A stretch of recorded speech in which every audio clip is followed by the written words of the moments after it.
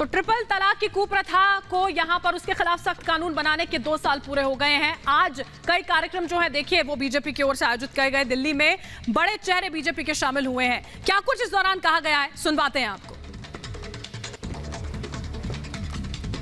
तो देखिए 2 साल यहां पर पूरे हुए हैं। अब जो कार्यक्रम है वो यहां पर किए जा रहे हैं, क्योंकि देखिए जो कुप्रथा जिससे मुस्लिम महिलाएं लगातार परेशान थी, उससे उनको आजादी मिली थी आज से ठीक 2 साल पहले। मुस्लिम महिला अधिकार दिवस मनाती आंखों से मुस्कुराती मेरी बहनों को आज के इस दिन की मैं मुबारकबाद देती हूँ। आप सबका वंदन एवं अभिनंदन करती हूँ। आज का दिन आदरणीय प्रधानमंत्री नरेंद्र भाई मोदी को आभार व्यक्त करने का दिन है और हर उस मुस्लिम महिला के संघर्ष को सलाम करने का दिन है जिसने कानून होने और कानून ना होने की ऐसे हालातों में कितना संघर्ष किया कि आज भी शबनम जी की आंखें छलक उठी हैं। और केंद्र अल्पसंख्यक मंत्री जो है मुख्तार नकवी, उनकी ओर से क्या कुछ कहा गया है वो भी सुनिए। जो ट्रिपल तलाक की क्रिमिनल कुरीतियों कुप्रथा थी वो नरेंद्र मोदी जी ने ख़त्म किया है और जो लोग इस क्रिमिनल कुरीति और कुप्रथा के संरक्षक और समर्थक रहे हैं, जो नहीं चाहते थे कि जो मुस्लिम महिलाएं हैं वो इस कुरीति और कुप्रथा के चंगुल से बाहर निकले, वो आज भी इस मुद्दे पर कहीं ना कहीं बेचैन हैं, कहीं ना कहीं इस तरह के बेसर पैर की बयानबाजी कर रहे हैं।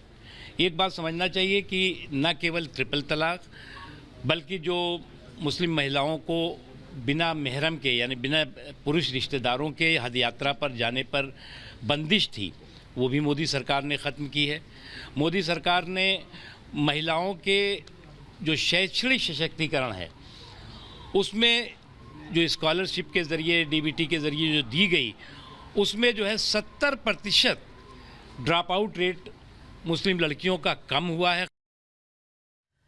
मुस्लिम महिला अधिकार दिवस पर देखिए ओवैसी जो है भड़क रहे हैं। उनका ये कहना है कि बीजेपी ढोंग कर रही है, मुस्लिम महिलाओं की बातें सुनी जाएं। 7 साल से मुस्लिम महिलाएं अपने अधिकारों के लिए लड़ रही हैं। इस दिवस के बहाने आपको मुस्लिम महिलाओं की बातें सुननी चाहिए। तो इस मामले पर भी राजनीति करते हुए नजर आए असदुद्दीन ओवैसी। उनका ये कहना है कि 7 साल से अपने अधिकारों का इंतजार कर रही है, सरकार उनसे बात करे।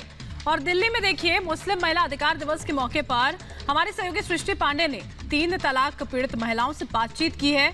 उन्होंने अपना दर्द जो है वो साझा किया, मोदी सरकार की जमकर तारीफ भी की।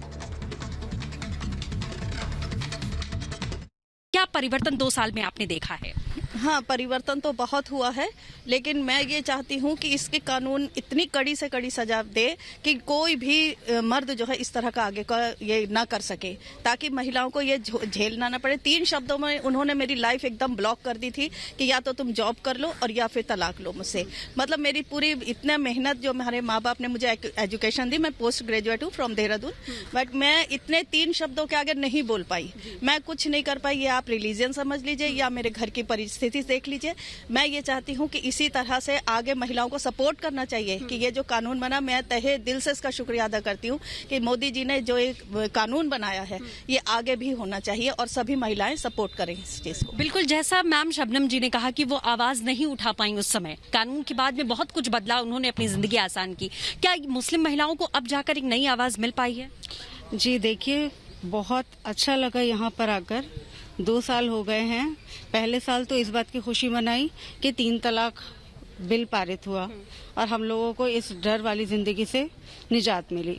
दूसरा साल इस बात पे खुशी हुई कि हमारे मंत्री साहब ने एजुकेशन पे, लड़कियों के खास तौर से एजुकेशन पे बड़ा ध्यान तवज्जो दिया है और बहुत सारी स्कॉलरशिप करी है, जिसकी वजह से अब लड़कियां अगर 3 तलाक पर हिम्मत तो तभी बनेगी ना जब उनकी एजुकेशन अच्छी होगी। सिर्फ तलाक लेने से तो कुछ होता नहीं, आगे जिंदगी भी चलानी है। उन्होंने दूसरे साल ये काम किया और बड़ी खुशी की बात है कि हमारी माननीय मंत्री स्मृति ईरानी जी ने जो अभी 4 सौगात मांगी हैं नकवी साहब से, और उसमें वो हम लोगों को बिजनेस कर सके, अभी सिर्फ नौकरी न करें बल्कि हम नौकरी देने लायक भी बने, इसका भी उन्होंने आगे का प्लान कर रहे हैं। तो इससे बड़ी खुशी बताइए और क्या होगी। आदमियों में डर अब आप देख रही हैं कि डर के साए में हैं, वो डर भी रहे हैं और इज्जत भी कर रहे हैं औरतों की। सबसे बड़े डर तो खौफ अपनी जगह, आज उनको ये है कि जो इज्जत कमी थी आज वो इज्जत पूरी उनको दे रहे हैं और उनका माहौल समझ रहे हैं। और 3 तलाक के खिलाफ लड़ने वाली और सुप्रीम कोर्ट तक पहुंचने वाली सायरा बानो हमारे साथ इस वक्त जुड़ गई उत्तराखंड के काशीपुर से। सीधा उनका रुख करेंगे। सायरा जी, आप पहली मुस्लिम महिला रही जिन्होंने कोर्ट का दरवाजा खटखटाया, ये दुनिया को बताया कि किस तरह से उत्पीड़न मुस्लिम महिलाओं का हो रहा है। अब आखिरकार जब उस कुप्रथा के खिलाफ कानून सरकार की ओर से लाया गया, उसे 2 साल पूरे हुए हैं, अब सम्मान के साथ मुस्लिम महिलाएं जी पा रही हैं। सायरा जी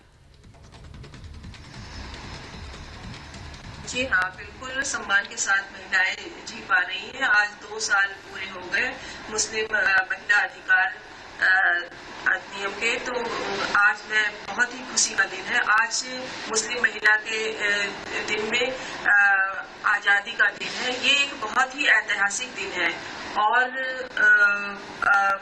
ये बहुत ही कारगर साबित हुआ है, क्योंकि पहले जो है महिलाएं जो है दबी कुचली रहती थी, क्योंकि कोई भी कानून नहीं था हमारे समाज में। आज हम गर्व से कह सकते हैं कि हमारे देश में कानून है और मैं हमेशा अपने मोदी जी के शरणी रहूंगी और अपने सरकार के शरणी रहूंगी। और हमारे जो नकवी जी ने वुमेन एजुकेशन, गर्ल एजुकेशन के बारे में सोचा, उसकी मैं हमेशा शरणी रहूंगी, क्योंकि उसकी बहुत ही ज्यादा आवश्यकता है हमारे समाज के लिए। क्योंकि अभी भी मुस्लिम समुदाय में एजुकेशन कम है, ताकि डाइवोर्स होने के बाद या ऐसी कोई विपदा आ जाने के बाद लड़की स्टैंड नहीं हो पाती है। इंडिपेंडेंस होना बहुत ही इम्पोर्टेंट है और मैं ये चाहती हूँ कि मुस्लिम समुदाय एजुकेटेड हो और लड़कियों को ज्यादा से ज्यादा इंडिपेंडेंस करे। बिल्कुल, बहुत बहुत शुक्रिया सारा जी, आप हमारे साथ जुड़े। सच्ची खबर सबसे पहले,